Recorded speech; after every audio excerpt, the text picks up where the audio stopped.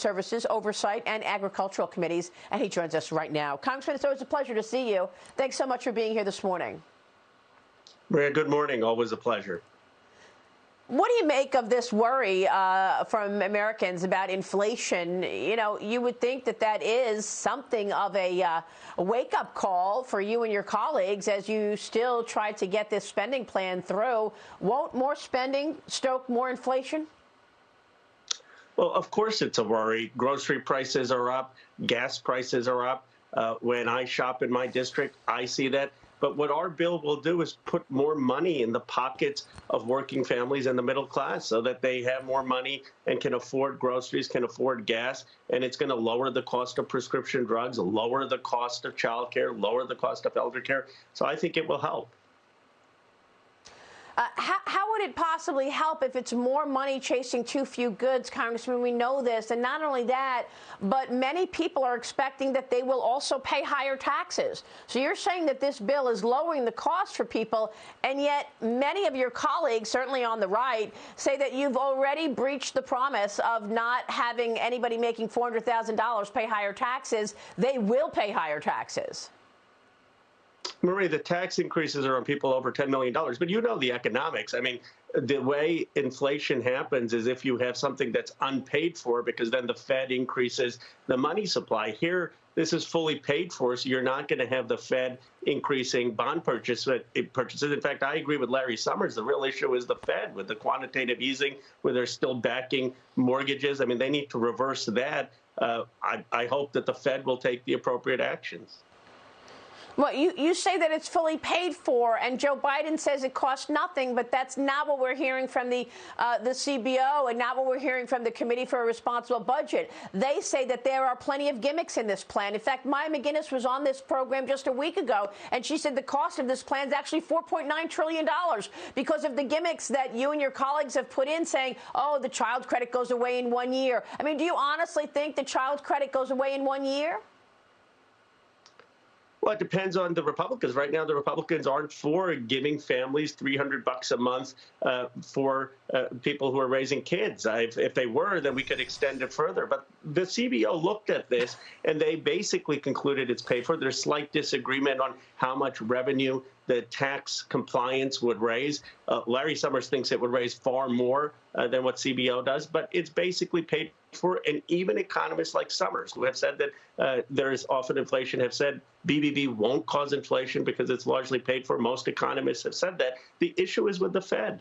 No, most economists haven't said that it's paid for, Congressman. Let me ask you a question. Why put in a federal program if you're going to take it away in 1 year or 2 years? I don't want to. I would love to have a 10-year plan. You want it for the 10 years, right? That's why it's $4.9 trillion. Because that's exactly right. But there's Anybody no who puts these programs in do not want them to go away in 1 year.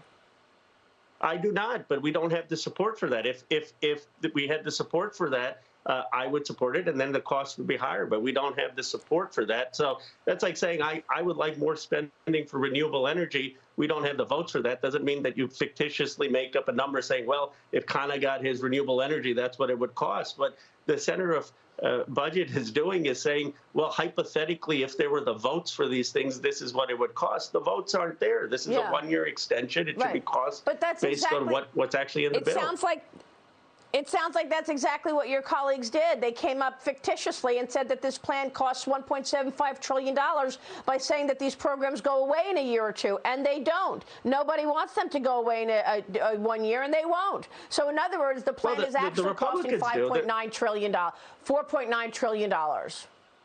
But the Republicans, here's the question, Maria. Why isn't there a single Republican who talks about family values, who says how important it is for parents to have the opportunity to raise their kids? Why isn't a single Republican saying, yeah, I think it's a good idea to give working class families $300 a month? No, I think what the Republicans keep saying is they don't want a welfare state. They don't want government programs where families are so dependent on the government. They want them to work and make ends meet by their own efforts and not rely on money from the government with these federal programs that won't go away, that taxpayers will pay for. I mean, do you feel that this really is something that the American people want?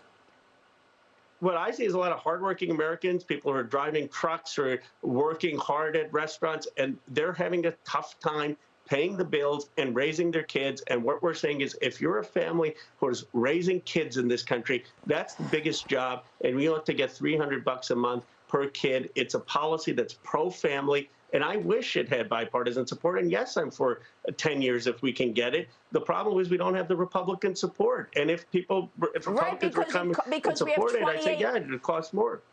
Right. Because we have $28 trillion in debt, and to just put out a program that gives people hundreds of dollars repeatedly is just creating a welfare state and adding to the debt. Why are we doing that? We're seeing an economy that is growing. You know, you've got inflation as well. So why put more spending out there? But look, Congressman, I don't want to keep going through this because obviously the Republicans say one thing and you're saying something else. I want to get your take on China. The House passed the legislation last night banning imports made by Uyghur Muslims in the Xinjiang region of China. The bill now goes to the Senate while the House continues to try and advance other China-related legislation meant to help the United States compete with China. This is what you have been working on, your bills, the Endless Frontier Act. Congressman, what's most important in terms of pushing back on China's dominance? First, we need to make sure we have a technology advantage in AI, in quantum computing, in the technologies of the future. Second, we need to have clear forward deployment and alliances with Australia, Japan, and India to make it very clear that the United States will not stand for any invasion of Taiwan. And third, we need to stand up for human rights. And what's happening with the Uyghurs is appalling. And I applaud people like Senator Rubio and others across the aisle who have stood up for those basic human rights. Congressman, on China, and I know that you know all about this, given that your work on the Frontier Act, but China has been stealing intellectual property for decades. Now we see that they're ahead of us in AI. They may be ahead of us in quantum computing. Where is the accountability for the theft that has been going on for decades? Why not push back on the continuation of theft of intellectual property by the CCP? We absolutely must. We should make it clear that, first of all, we should have export.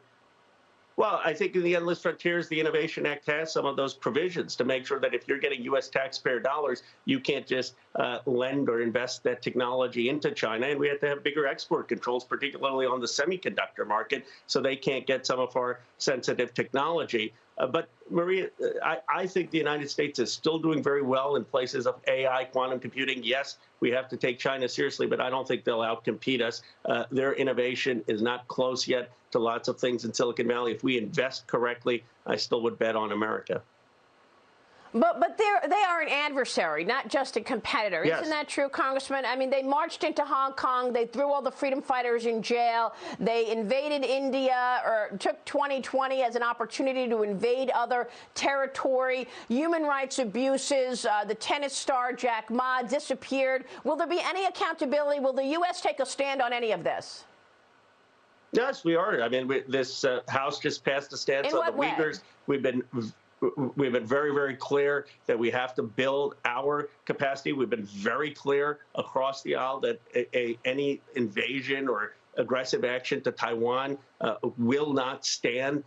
And look, they're destroying their own economy. They can't even take Jack Ma. I mean, if you're someone who has entrepreneurial ambition, why would you go to China? Where is Jack Ma? That's my question. Why are we still reliant? Why are we still reliant on China for so many important items? Why are 90% of the active ingredients in our prescription drugs still made in China? Why? We've been talking about this now for several years. How come we have not moved supply chains over to America? Well, we ought to be moving supply chains, obviously, ideally to America or to our allies, because, as you know, obviously global supply chains can't just in entirety be in the United States. But I would like to see our ally shoring, where we're going into Japan, Australia, India, building supply chains that aren't as dependent. And my biggest concern is semiconductors. I mean, right now we're so dependent on Taiwan, so dependent on South Korea. We ought to bring a lot of that back into the United States. Right. I know that Samsung just invested $17 billion in Texas, and Texas is hopefully saying that it will be a major hub for that. Congressman, we know you're working on all of that. We will check in soon. Thanks so much for answering the tough questions, Always enjoy the Congressman. conversation. Good to see you. Khanna joining us this morning.